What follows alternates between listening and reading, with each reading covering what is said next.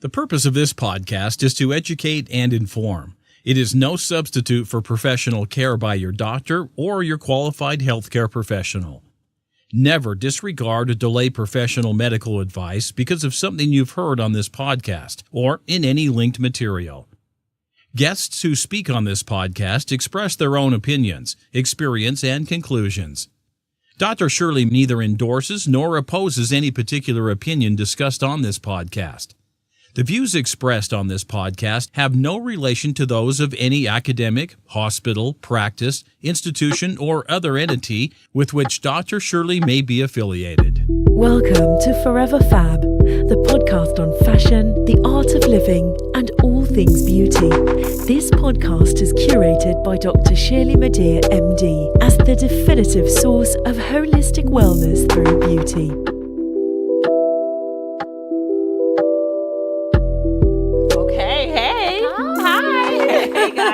Welcome back to another episode of Unexpected Success with your host, Joy. Hi. Happy New Year, guys. I mean, this may not come out, in January. We'll see. But it is a Happy New Year, 2019. So happy to be able to say we made it. We made it. And I'm so happy to have in the studio today Dr. Shirley Madhere, a New York City-based plastic surgeon. Yes. And she's bad. Bad She's to the bone. Seriously. So I've had the pleasure of meeting you, and I'm in awe of you. I have been since I met you. And Dr. Shirley is also the host of Forever Fab, a podcast on beauty, fashion, and wellness. Yes. And also check her out on Instagram, Forever Fab MD. It's not to be missed. You'll learn everything you want to know about plastic surgery. And more. And more in this very plastic world we live in right now. So, yeah, Dr. Shirley, hi. Yes. Hi,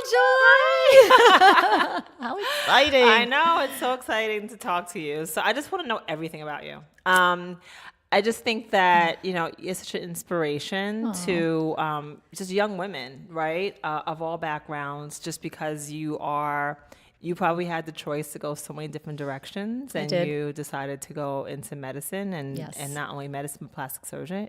Right. And I just want to find out more about who you are, right? I mean, this path that gets you where you are today. I'm sure. I know. I'm shaking my head like, I know. So where are you from? I was born in Port-au-Prince, Haiti. Okay, ça passe. Ça passe, baby. And so born in Port-au-Prince, Haiti. So I am of Haitian descent, but my family is multicultural. So on my father's side, I've got some Dominican, some Latin American, some Italian, and I guess that what's partially creates some of my fieriness. Right, I love it. But I embrace it. But I left, my parents brought me to the States when I was 1. And even though I came to the States when I was 1, speaking only French, so school was a bit challenging for me because English was not my first language. So I had to, get through that. But they brought me here when I was 1. And despite being in New York since I was 1, obviously the tradition and the culture and the language stayed with me. So I would go to American school, but I would come home and it would very much be the Haitian multicultural household. Right. And so you moved to New York, and where do you move to? Where were you raised? Well, we lived in a lot of different places. So I don't remember in exactly what order, but at one point we were in Brooklyn, and another point we were in Queens. At another point, I think most recently we were in upper Manhattan. Okay. What I like to call the upper West Side. Right. Harlem, USA. Right. And that was pretty cool. That's awesome. Yeah. Awesome. Do you have siblings? I do. I have one younger sister. She's a few years younger than I. Okay. And she is a fabulous music executive. Oh, I love it. Yeah. She's cool. She's hip. I'm the nerd. Okay. And she's the cool and hip one. You got to have one of each. And you're pretty hip and cool yourself. I try. I don't know if I make it. And is she still in New York? She is still in New York, She's still in New York. Okay, awesome. So we powwow every once in a while, and we speak frequently. Okay. And so just how were you as a child? If you had to describe yourself? As a child, I was very... I like to say dynamic. Other people may say hyper. Okay. But I'm going to keep it at dynamic. Okay. But as a child, I was inquisitive. I was Wow. very curious. I love to learn about the way things work. I love to let my mind roam free. So details like Legos, or like details like your Barbies you had the perfect outfit for each Barbie? Yeah, or I was probably a little bit of both. I loved building things, but I loved more creative building. I wrote plays. You did? I did.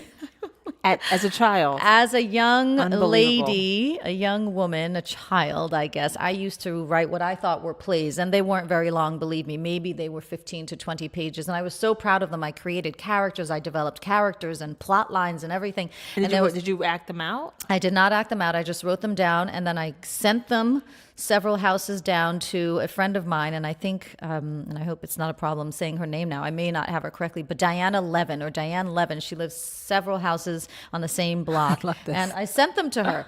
And she would always tell me, oh my God, they were so great. Like she devoured them and she thought they were so awesome. I never did anything with that writing skill, though. Do you still have them? I do not. You don't? I don't know where they are. Maybe So- somebody has them. Maybe someone Yeah, in right, right. Hollywood has them. Let me Maybe think they're about being this a acted out minute. on Right. Broadway. Maybe Diane that movie? Levine. Maybe she's using your... Somebody's rewriting my story. Seriously. So I did that creatively. Now, I did play with Legos. I did play with Barbies. I wasn't too much into the Barbies so much. And in addition to what I thought was creative writing, I also drew. You do? I drew, Okay. but I drew. Do you still kind of draw? Yeah, I still kind of draw. Back then, though, I was really into it, though. I drew clothing. I fancied myself a fashion designer, and I had all my colored pencils, and I remember I had facial features and everything. I drew human forms with, clothing on. It's fascinating. And I remember my aunt looking at one of my designs and saying, oh my God, I want that dress. And I was like, okay, well, make it happen. That's amazing. I did nothing with that either, so yes. But you have a creative mind, and you I act do. on it. So it's not Yeah. as if you just visualize it. You actually think of it and you create. That's amazing. And Yes. your parents. So what did your parents do for a living? So my mom was a homemaker, and then she was a secretary, and then she became like a cultural attaché at the Haitian consulate. My father was always a corporate banker with Okay. European banks, so he was much more the numbers guy. Right. And my mom, took care of house and home, and I think I got the appreciation of art and fashion from my mom, because she was the one who introduced me to travel at a very early age.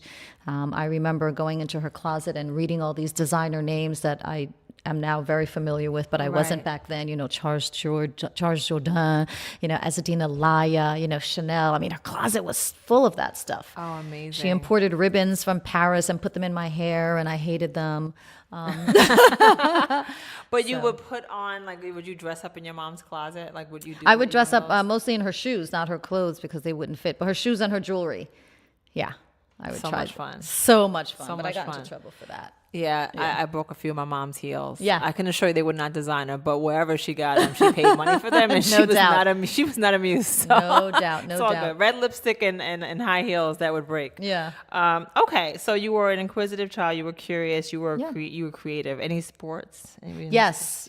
I used to run when I was in grade school, and I didn't win those races. I played a lot of tennis because both my parents are avid tennis players. Oh, okay. Volleyball I played, and obviously I was totally into ballet. Sorry, this hair Oh, yes, annoying you, and I'm like, and I keep on watching you do this, and I'm like just letting it. I know, just be because I there, can't and I'm see it like, let me because it's just- like blonde, so it's like, I'm like, I think I see something, but I'm not sure. Let me just move that out the way. Thank you. That's love right there. Yes, ballet dancing. And ballet dancing. Yeah. And so, I definitely wanted to touch upon the ballet Okay. because that's obviously key. I guess, when did you realize when did you kind of define your own style and your own aesthetic? How old would you say you were? Probably, yeah, I think I defined my own aesthetic when I was in maybe 6th or 7th grade. Wow. Yeah, it was a bit early because I remember being teased about. And what was that aesthetic? Like what? It was just a wabi-sabi mix of whatever I felt like. Just whatever you It felt wasn't like that necessarily day. classic. I always remember thinking, how do I feel today and what does that look like in clothing? Love it. I Expression. Just expression. just based on my mood. Right. Yeah. But most of my schooling, I went to an all girls, all women's, Catholic school. So I had a uniform. Right. But even throughout that time, I would adjust the uniform in ways that were acceptable. So I'd roll up the skirt a little bit. Yeah, I'd wear, the cute See what bobby you can socks. get away with. Yeah, Right. I'd see what I can get away with. I'd wear the gloves even when the gloves weren't required. Right. I love that. I would experiment. I love that. Okay, and so you went to a all-girls Catholic school up to Yes. what grade? Oh, so I went to all-girls Catholic high school, and then I broke out of the religious education system and went to, regular college. Okay, and where'd you go to college? I went to college at Boston University. Okay. Be Be you. you. Be Hey. you. That's the I know. message. Just be you. Just be you. Don't try to be anybody else. Just Right. be you. And how was Boston? How did you adjust? I had no problems adjusting. I had a wonderful time in Boston. I recognized that college was an opportunity for me not only to learn a lot academically, but to learn a lot about life. So I maxed out on everything. Again, legally. I maxed out on studying. I was a double major, English biology, French literature minor, and I maxed out on extracurricular activities. So I continued to dance in addition to the ballet. I took ballroom dancing. I took music education. I went around and found out about different student unions. I just tried to meet as many people as possible because I did think Boston was a fabulous melting pot of culture. At least Right. on the educational college, graduate school level. Now at this point, you're young, you're gorgeous, you're in I don't know about Boston. gorgeous. You're gorgeous. That took a minute. You're in college. It took years. Did you have an idea of where you were going? Were you strongly set in what you wanted to do? Because you were clearly good at so many things. I think that because I was so curious and ambitious, that I was set on, once I decided that I was going to do that, I was set on becoming a physician. I didn't quite know exactly that I was going to go into plastic surgery, but I was definitely set on becoming a well-rounded physician. And I think that's all that I went into it Right. with. Now, I don't know, clearly, I don't know all of the people in your family and the friends that you knew growing up, but I guess, how did you know that you could be a physician? I think that to a certain degree, I grew up in an area that a lot of the kids didn't know you could become these things. They could never visualize themselves as doctors or lawyers. And I guess, how did you have the vision that you could become? I owe so much of that possibility and the manifestation of what I visualized to my family. No one in my immediate family is a physician, so that I had no experience. I had no idea what that would entail or would involve. No one in my immediate family had gone through medical school or even something remotely related to be able to say, listen, this is what it could potentially be like.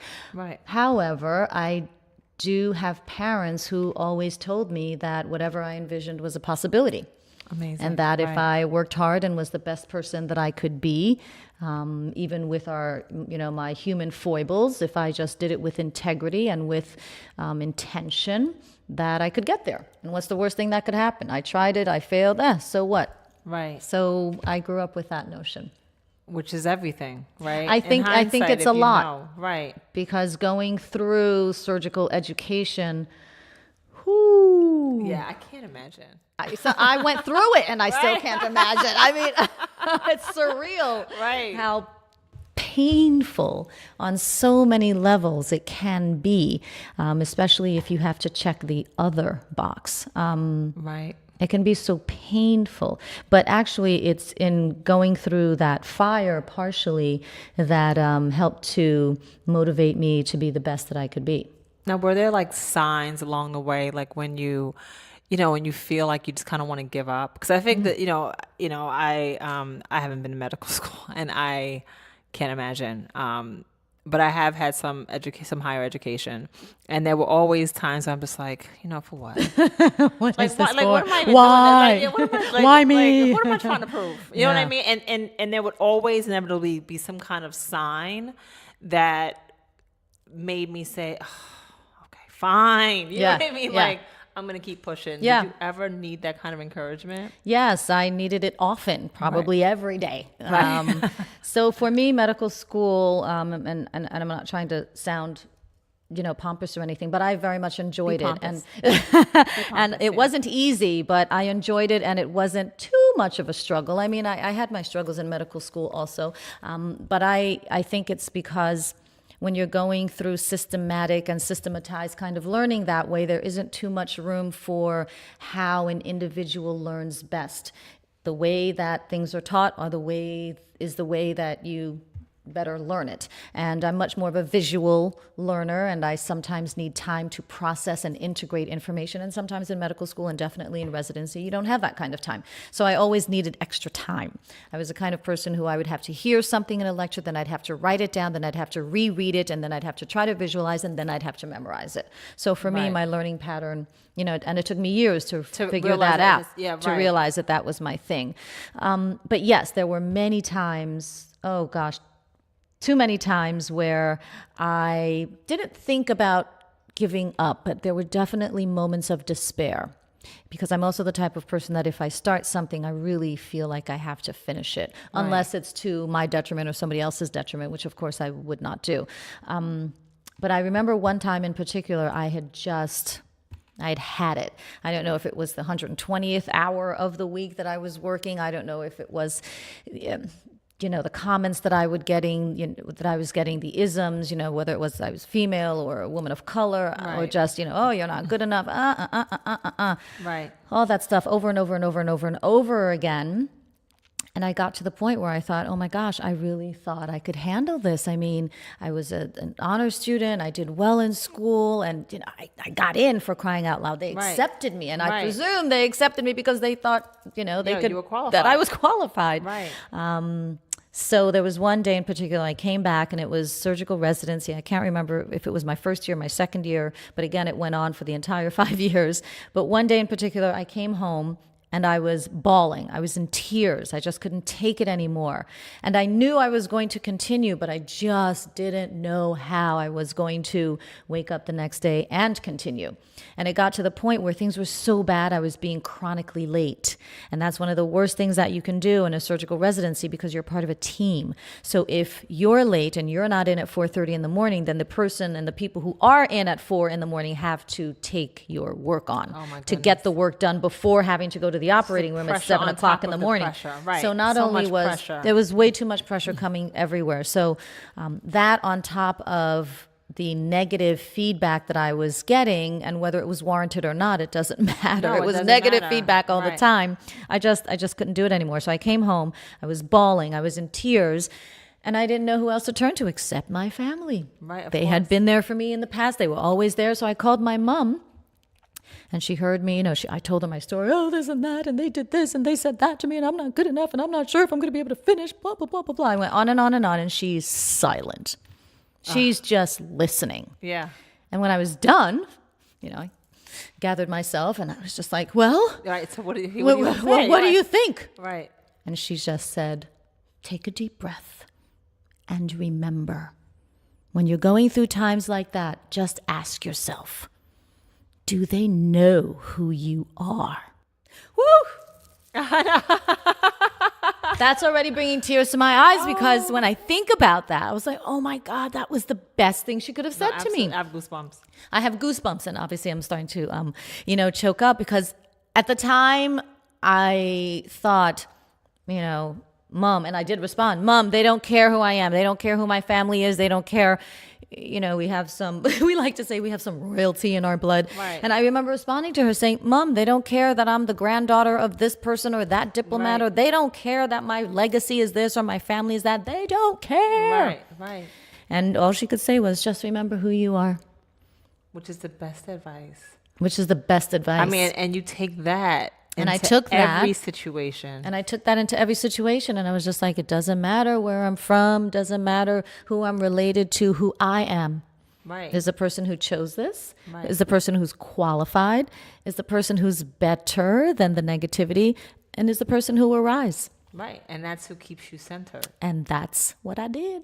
That's amazing. I love that. I love that. Oh, it's ongoing. It's ongoing. Well, yeah. I mean, I think that there's always people, right? People, and these voices, and having to ignore the voices and know and stay centered. Now, do you meditate? Do you do anything else to kind of keep yourself centered? I did learn how to meditate a couple of years ago, and the particular technique I learned was transcendental meditation.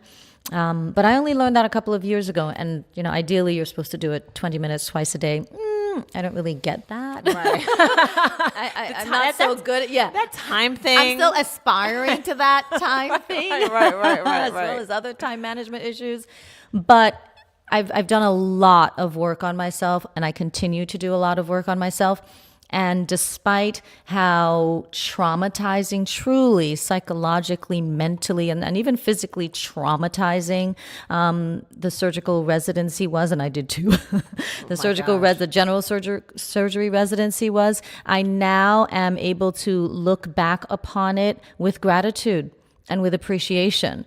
Because had it not been for that adversity, perhaps I would not be as, I think, resilient and strong as I am today. Right. Had it not been for me being introduced to the different types of perspectives and people and opinions and beliefs and stuff that people have available to throw on you, then perhaps I wouldn't be as well equipped to deal with some of the stuff that I'm dealing with in my current life. Right. So interestingly enough, I do believe that which doesn't kill you makes you stronger. And I do believe that sometimes in life things happen to you, whether really, really great or really, really tragic, because maybe that's just a call to you. Maybe that's just a call for you to figure out how to A, accept the call, acknowledge what's happening, and B, to grow and evolve. Right. I mean, it took me years to be able to say that. To be able to say that and believe it. And believe it. Because I do believe it. I was reading some book that a previous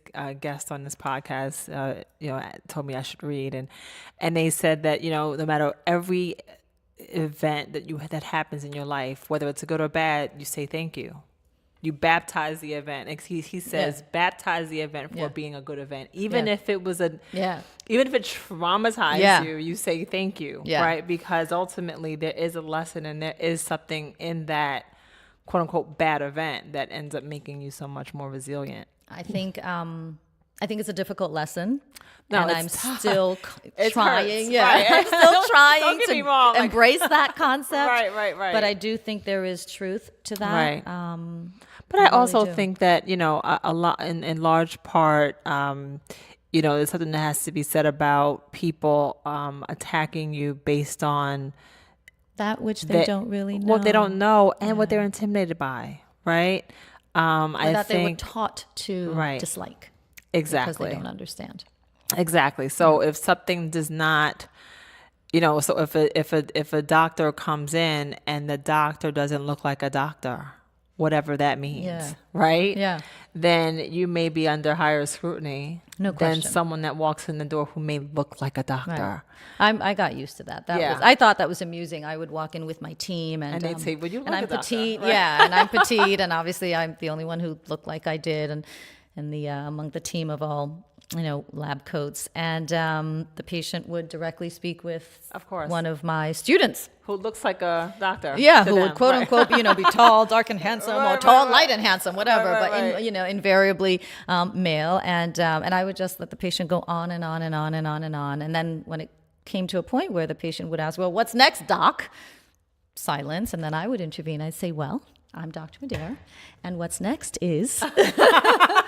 A, B, C, D, E, F, G. Right, and you'd watch them like stunned. Right, you mean you're the one? Yeah. Yes, I am in fact the one. I am in fact the one. But in addition to the very difficult and challenging stories and vignettes, I also am very blessed to be able to have balanced those with many instances and scenarios where I think I did a lot of good for the patient, and that we had laughs and I learned a lot and the patient learned a lot. It's all good. No, it ends up being a happy ending. Yeah. So when you reflect on, we discussed some of the trials, right? Yeah. When you reflect on your success and your accomplishments, what what stands out the most of what you've accomplished on the flip side of the trials? You know, when you say Which is hard. success, yeah, it's hard to think about that because when you say success, I'm like, who, me? Yes, you. I don't really, I don't quite see my life as successful in that sort of, oh, she's arrived way. I feel as if I'm still going. I'm still a work in progress. So I'm not sure about the success part, but in terms of accomplishments, I think that my accomplishments have been, I'm grateful for these. I'm grateful to have had my eyes opened up to life and to recognizing that I am here for a mission. I do have a purpose, and I believe that that purpose is to serve and to contribute and maybe leave a legacy. So I'm grateful for that accomplishment because I don't think everybody gets to that point of realization, maybe, or self-discovery. I mean, you've had your own practice in New York, so you. Right, so Is that a success? That's let a me struggle. tell you what I see. That's a struggle. Because you're so humble, right? So I mean, you've had a successful practice in New York. You've made numerous appearances on, in the media. You've been on. I mean, Dr. Oz, just to name one, right? I mean, but you've been on a number of shows. You've provided advice, medical advice to the masses. I mean, you got out of medical school, for God's sake. You went through 2 residencies. Like, I mean, you have a beautiful office in Soho. Thank I mean, you. I'm sure that, this is an accomplishment. Looking around, thank this you. is an accomplishment, baby. So Thank you. Thank you very much. So I know that you're very humble, but you have accomplished so much. And so much to be happy about, which I know makes you uncomfortable. So I'll move on. But on to your point, thank you very much for those amazing compliments. I'm really grateful, and I appreciate your generosity. But yes, my hard work has allowed me to be able to do some pretty amazing things, and I'm just very. I'm grateful. I'm grateful to the Dr. Oz's. I'm grateful to the ABCs and the CBS's.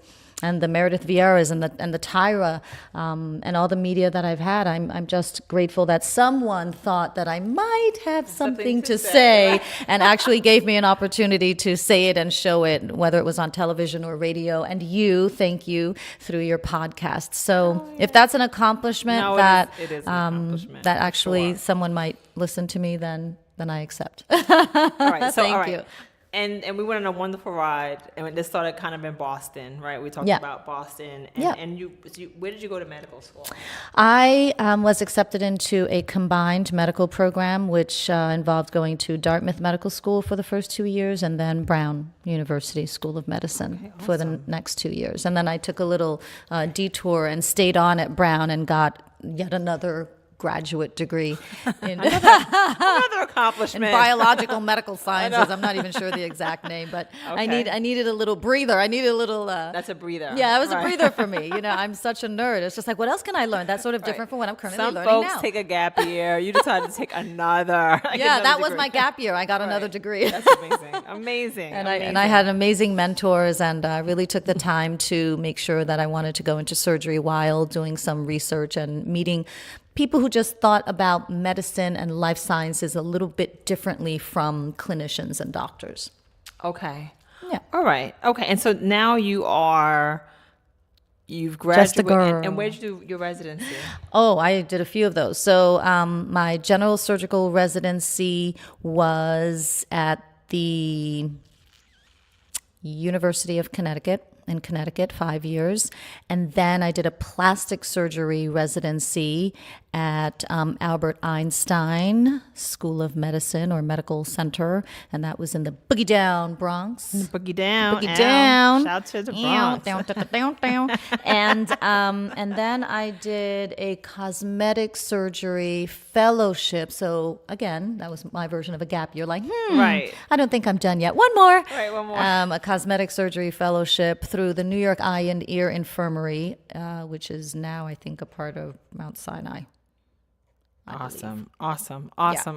So you were schooled up, like you are. Up. You are Is it schooled Sierra? up. I'm leveled up. Yeah, you are. Hashtag level Wow. up. Okay. So I don't know what our what the timestamp is right now. Yeah, so why don't we stop here, and we will and the audience, like, we have so much more to get into, because after Dr. Shirley got all schooled up, she decided that she wanted to be a ballerina. So I know, right? What? we'll get into that on the next episode. Hopefully you guys will tune in. Until then, thanks for tuning in to another episode of On Success with your host, Joy. You can find us on iTunes, Spotify, iHeart, YouTube, and Podbean. Please hit subscribe and leave a review once you've listened. Until then, Dr. Shirley, keep winning. I'm trying. Cheers. Thank you for listening to this week's episode of Forever Fab, the podcast on fashion, the art of living, and all things beauty, curated by Dr. Shirley Madhere, MD. Live beautifully and help make the world a more beautiful place.